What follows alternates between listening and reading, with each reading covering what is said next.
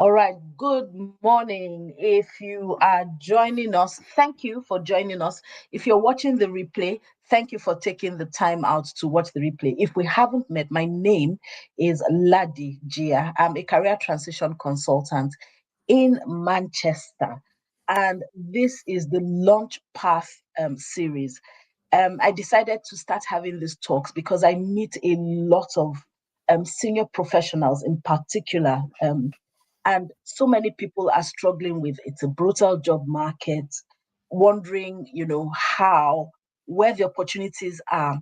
And I also have had the privilege to meet many people who are rewriting their story, reinventing themselves, finding new work. So I decided to have um, conversations with people who are navigating new models of work, from consulting to portfolio careers, so that you can hear their stories and learn directly from them.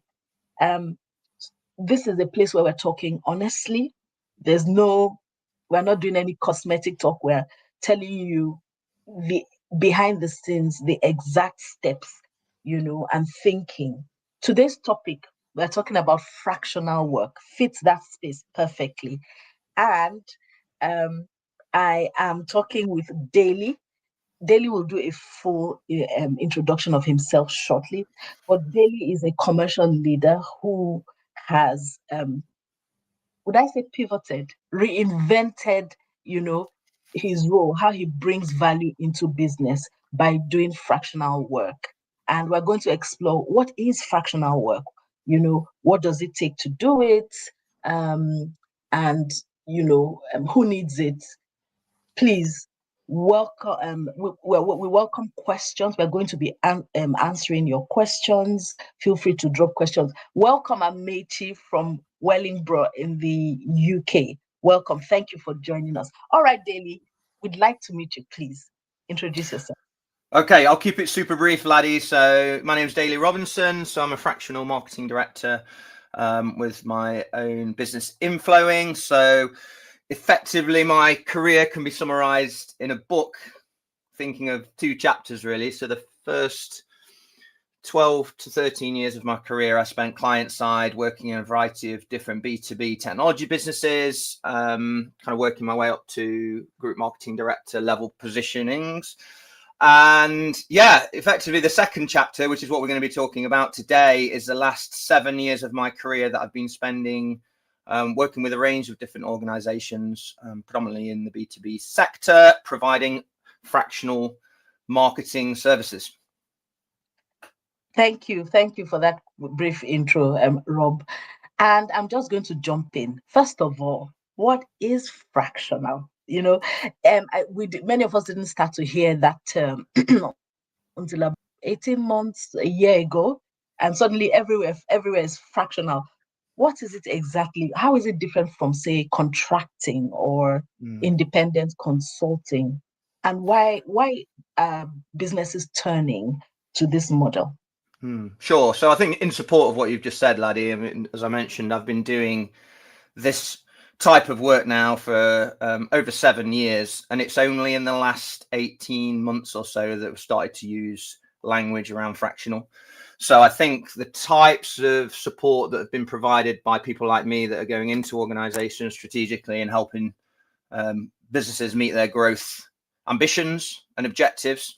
So I think that's the kind of type of services rendered have perhaps been around for quite a long time, but the language and discourse around fractional is something that's relatively new, I would say. And that was really born out of the kind of high growth PE-backed SaaS type markets and models, which is organizations that have got a load of funding.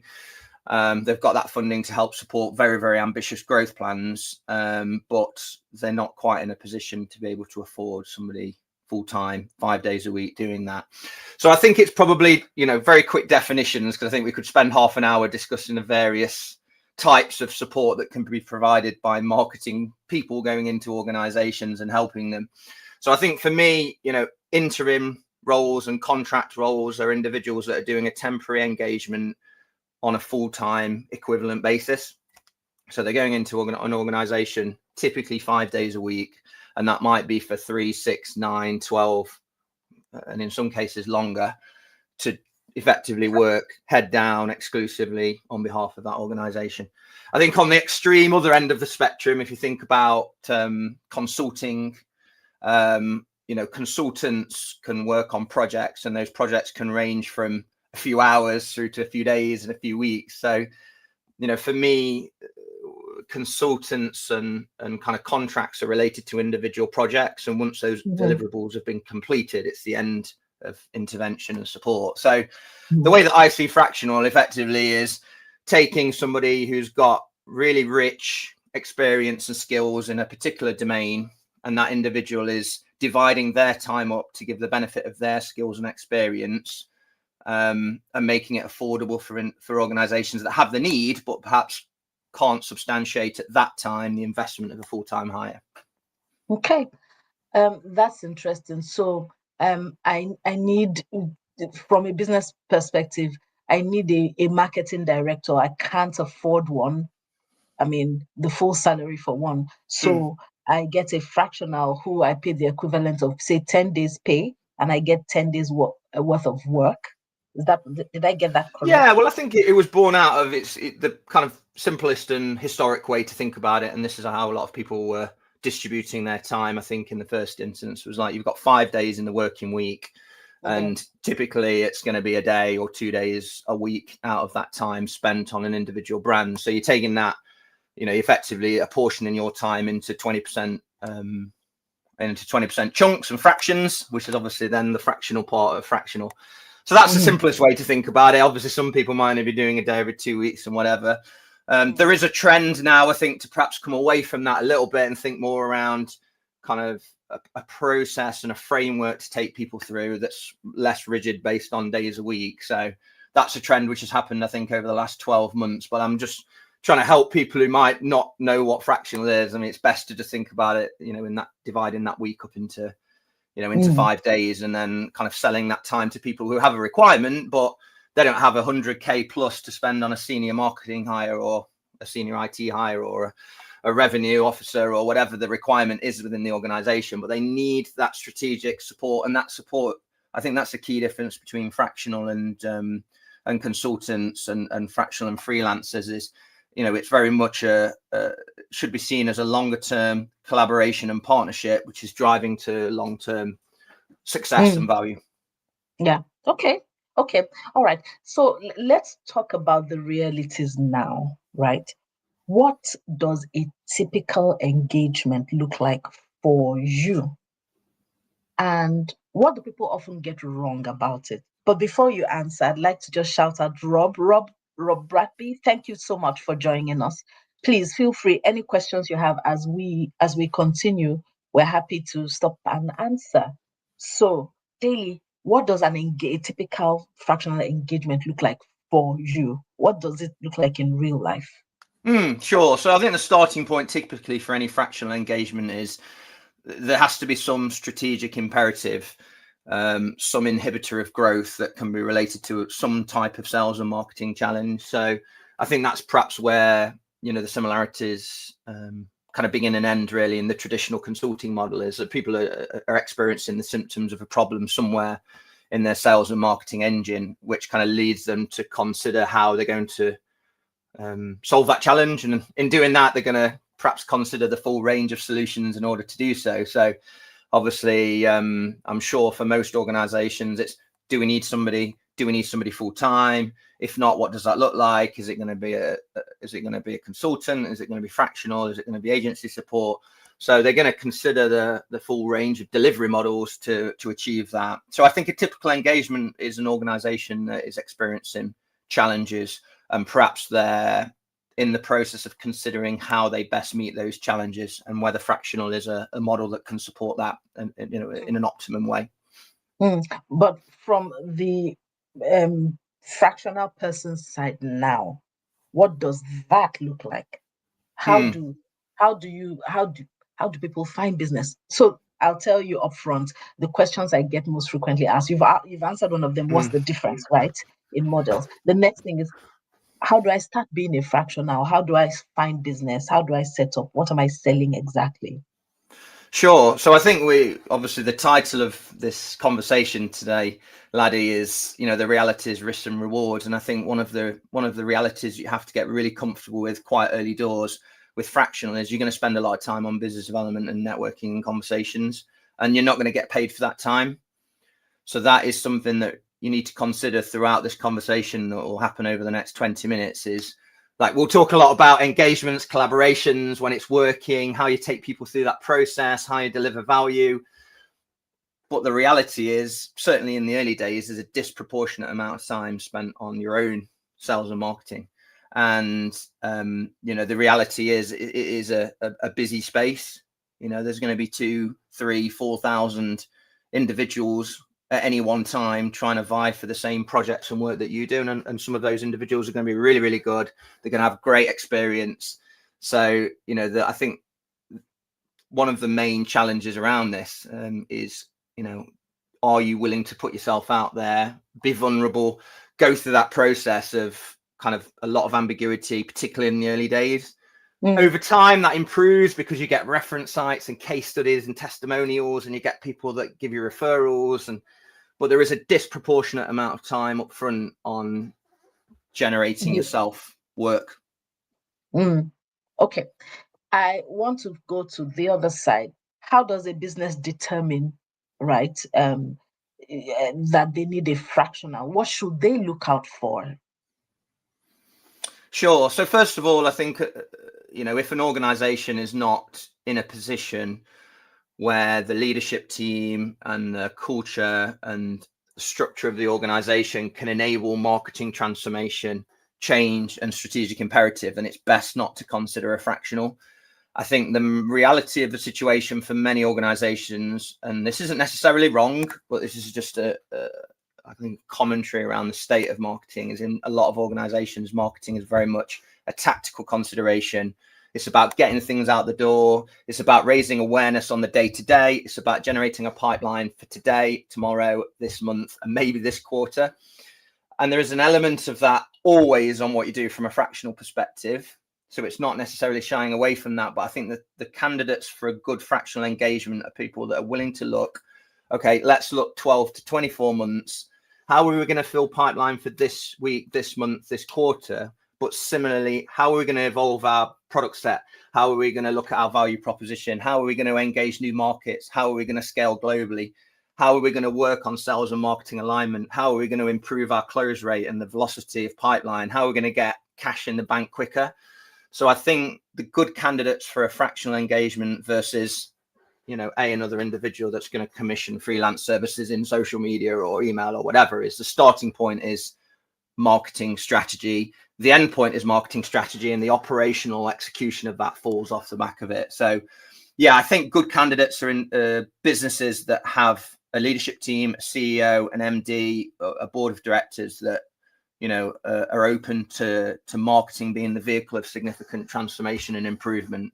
And I think the organizations where fractional is not a good consideration are those that are purely thinking directive, sales support, tactics, and will only ever assess success on a short-term basis. So I think that's my experience of doing this, really, is culture fit, leadership, collaboration, and values is really, really important, particularly in the initial engagement. Okay. So what I'm hearing is whether marketing or finance or whatever, the fractional really steps in and takes everything from, creating the strategy to driving the implementation, pretty much like someone who worked there full-time would, but just on a fractional basis. Yes, you've been able to explain that so much better than I could, Ladi. I think you've hit the nail on the head there. I think what we're talking about is an individual who cares passionately about an organization to the point, the same level as if they were working there themselves. And that level of immersion, that level of commitment, that level of kind of consciousness around the brand, and making sure that when you spend £1, that's your pound and you're living and breathing that as if you're a full-time employee. I think that is a fundamental key difference between somebody going in fractional and somebody going in as a consultant or a freelancer. Because I think in that case, it's very much an exchange of time only. and the level of immersion is going to be lower. So effectively, we're talking about fractional CMOs, fractional marketing directors. For the non-marketers amongst us, it's fractional CTOs, it's fractional IT directors. So this is not an IT consultant or a marketing consultant. This is somebody going in, working at board level on a day-to-day basis, collaborating with individuals across the business. They're not waiting to be told what to do. They're using the benefit of their experience and skills and the energy to deliver that, to go and prove value. Okay. All right. So there are a few questions coming in, and let's answer them now, and then we can go back to, a few of the things we wanted to talk about. So Amechi is asking, when getting started in fractional employment, how should you create your CV? Sure. So I think the reality of most fractional work is that the way that you're going to secure fractional contracts is not going to be via a traditional job ad, application, CV, customization, securing an interview. So it's really, a lot of these roles are never advertised. So it's really about, first of all, creating, I don't really like the term personal brand, by the way, because LinkedIn has totally ruined that terminology. But for me, I much prefer to think about reputation. And I think if you have a good reputation, you've already amassed over a period of time in business, good contacts and a network. And I think if you don't have a good contacts and network, you should not consider doing this at all, because you're really going to struggle. So the vast majority of roles are never advertised. A lot of it's coming through VC companies that are referring within their portfolio, or it's coming from referrals from individuals that know other companies that have used services and they're getting a conversation and they're looking for referrals, or, a more direct model through LinkedIn, where obviously you are kind of communicating yourself and the value that you can provide and trying to unlock that opportunity.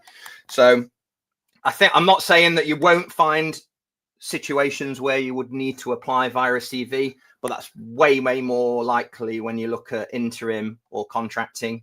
And I think that's much more likely for 3, 4, 5 day a week type engagements over a 6, 9, 12 month period of time. It's if you went now on LinkedIn and typed in fractional CMO or fractional CTO, you probably get 3 or 4 responses. And there is not a lot of business that comes via that mechanism, because people want referrals. They want to know if they're going to, and it might still a fractional. If you're going to spend 20, 30K a year on a fractional, you're still going to want some degree of reassurance that this person is the right person to deliver the value. So I think perhaps CV's great, but perhaps invest that time on, what do I need to do in terms of presenting myself? What do I need to do in terms of testimonials on LinkedIn? What do I need to do in terms of thought leadership? What do I need to do in terms of outreach? And what I mean by that is conversations, in-person calls, LinkedIn DMs, and that's the network aspect. And I think that's much more likely to give you dividends than cold applying to 1 or 2 roles that come up on a monthly basis for a fractional. I hear you completely. So it's reputation, it's track record made as tangible and as visible as possible, and it's proactive outreaching to your target audience. And it's not necessarily trying to sell anybody anything. It's so if the total sum of your, let's just say an individual's got 10 years experience and they're considering fractional at the moment as a change, either forced through a workplace disruption or maybe family circumstances, or they just want to get back to a point where they're doing the creative work. In 10 years, you're going to have amassed a lot of contacts and relationships.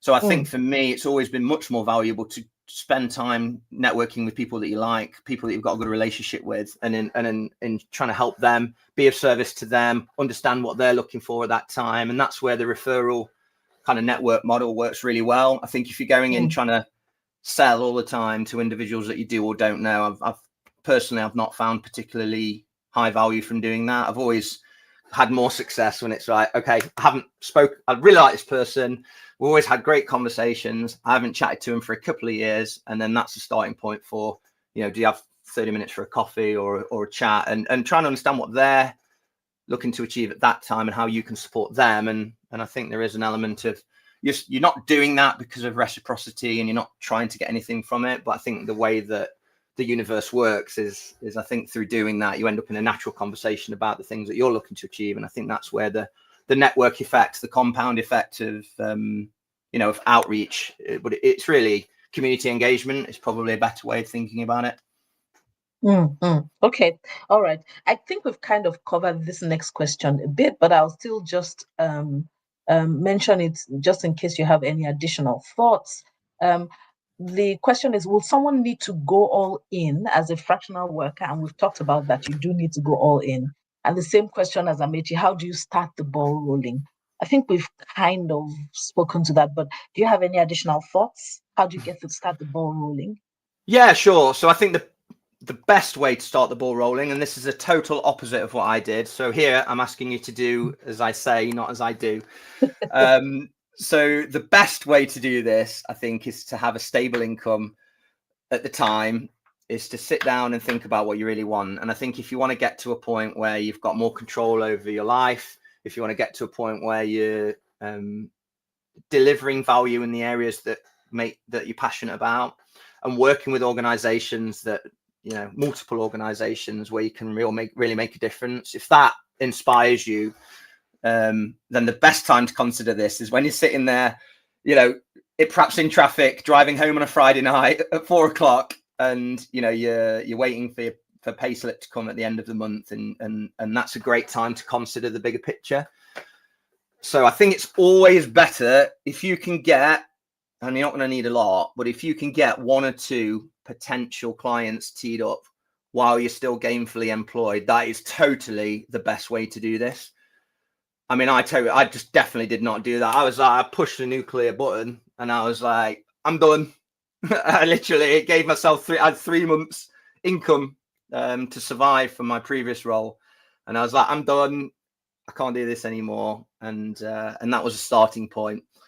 Yeah, but the benefits of doing that was it gave me 3 months and it was sink or swim, and I was able to complete that. But I mean, pragmatically, most of us have got mortgage, rent, we've got a family, we've got relationships, we've got partners. So I wouldn't recommend just like quitting and then starting this. I mean, it's much better to want to do it, have a purpose behind doing it. And ideally, if you've got 1 or 2 people that you've had a conversation with who might wish to use your services, if you do that, that's a great place to start. Yeah, but for many of us, we're facing redundancies, etc. So, I mean, we've had to jump, right? Or we've been pushed into it. So I wanted to ask you, tell us exactly your first engagement, your first customer. How did you land that? Sure. No, so I think there was, within that initial period, there was 2 projects and 2 kind of engagements that got me out of the mess that I was in at the time. I think the first one was a strategic engagement with an events business, and they were going through a period of rapid growth. So they were growing quite quickly, kind of range of different events, from kind of festivals through to dance music events and so on and so forth. And they were in a position where they never really thought about marketing before. And I think, again, it's back to that model. So this is an individual that I'd not really chatted to for a while, but kind of I knew that this person was a successful business owner. We'd had a great relationship in the past.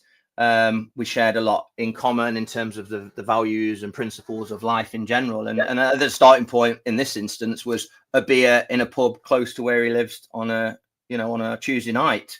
And it was kind of like just understanding where they were coming from. And that was where the first piece of work for me came from. It was literally just, literally a beer on a Tuesday night. And it was just a conversation to understand where they were heading. And then there was some mutual value. And the second one, I mean, this is an organization that I'm still working with to this day.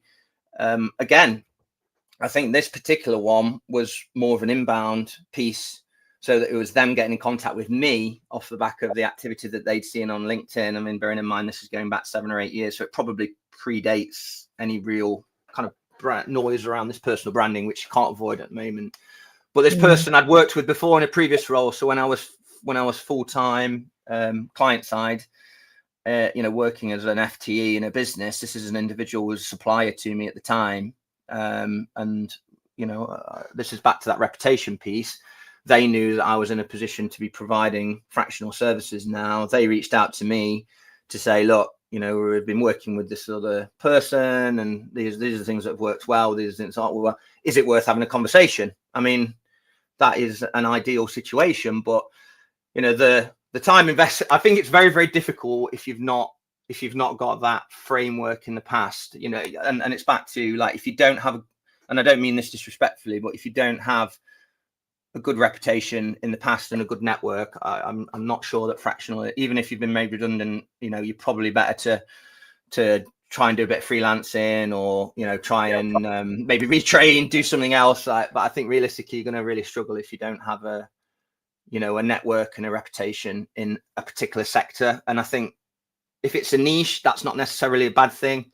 You know, you see some individuals that are purely working with high growth SaaS businesses and they do very, very well. And a lot of the referrals might only come from 12 to 15 different individuals, but they just, every time they go in, they do a really good job. So, like, you know, so I think being niche isn't necessarily a bad thing, but you've got to have that history. I think if you've been, I've had 3 years experience as a junior marketer or a junior tech person, and you've been made redundant and you're considering Fractional, that's a really bad idea. Okay. All right. I hear you. You do need the reputation. One question that comes up, we have a few minutes left, but I really, because I hear this all the time, pricing.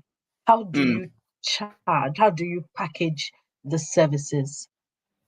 Sure. Well, I think I touched on this before, but I think just to reiterate, I think this is an area that's evolving right now. So I think we're probably moving from a model in Fractional, which was very much, you know, take your desired income minus costs, divide it by 5, and then charge the days of week out. I mean, a lot of people are probably still there, right? But that was where we came from. It was kind of like, how much do I want to earn? How much time do I have to spend? And it, you know, you're almost like living that in a spreadsheet format. And I think where we're going to now is really organizations that are looking for Fractional want that proven approach.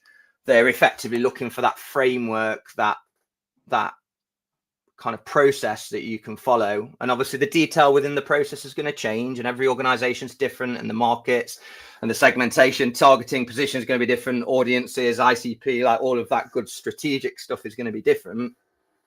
But they want to know how you're going to go in the first 30, 60, 90 days and what you're going to do. And I think that's probably led to something that looks more like pricing that's linked to various stage-based models. So I think that's probably in a position that's changing. What's driving that, I think, is some of the most successful Fractional individuals. They probably want to work less and they want to charge more. And I think, obviously, if you can disassociate that relationship between those two things, then that means that you know, if you can get to a point where you effectively work on outcomes-based pricing, delivering stage-based, walking people through a proven methodology, some things you might end up working more than you anticipate. Some things you might end up working less than you anticipate. But I think, you know, there becomes a time in which there's only so much time that you can sell. And I think when you get into a point where you've sold your days of the week, how are you going to then kind of scale and grow? Where's the inflation going to come from in your performance? And obviously we're in a position, particularly in the UK, where life just gets ridiculously more expensive every year. And in a difficult market, it's quite difficult to substantiate day rate prices year after year. Really. So I think in where the kind of trend is going, I think is in something that looks more like stage-based pricing, where you're taking people through some degree of blueprint, framework, whatever you want to call it. And I think as you do that, you know, that stage-based pricing allows you to disassociate this divisional Fractional approach. And you're still delivering Fractional, but it's just kind of priced in a different way. Price a different way. So value / outcome based pricing. Value based pricing. Great way of describing it, Ladi. Yeah. Okay. All right. This has been like a really, really great conversation. I could go on and on. But what I will promise is we have the questions here right on in the comments for this event. I will get Daley when he has time to come back and answer every question if we haven't gotten to your question. And you can reach out directly to Daley on Daley. Where can we reach you? Sure. Yeah. So probably the best place is just back to what I was saying before. So LinkedIn and the LinkedIn DMs, I'm very active. I'm effectively an open networker for pretty much anybody. So if you send me a message on LinkedIn, assuming it's not a cold hard pitch, you're going to get a response. So yeah, it's effectively LinkedIn. So my username is Daley Robinson. Yeah, Very right not very creative. And then similarly, if you're someone who's trying to take a break from social media, or if you want to email me more privately, then it's Daley, DALEY @inflowing.net. And yeah, happy to have a conversation. And yeah, most people you'll find in this situation, most of the fractionals will be quite supportive, even though it is a competitive market. You know, I've got some really good relationships with other people in my boat, and we do tend to try and help each other. So yeah, just if I can be of service and help, let me know. Okay. All right. Thank you so much, Daley. And thank you, Amechi, Emanuela, and Christopher, Rob, everyone who's joined us. Really appreciate you being here. You can follow me and reach out on LinkedIn, Ladi Jiya. Again, just the name. And we are going to be having a few more of these talks as we go on. Thank you so much, Daley. And take care, everyone. Enjoy the rest of your day. Bye. Thanks all. Bye.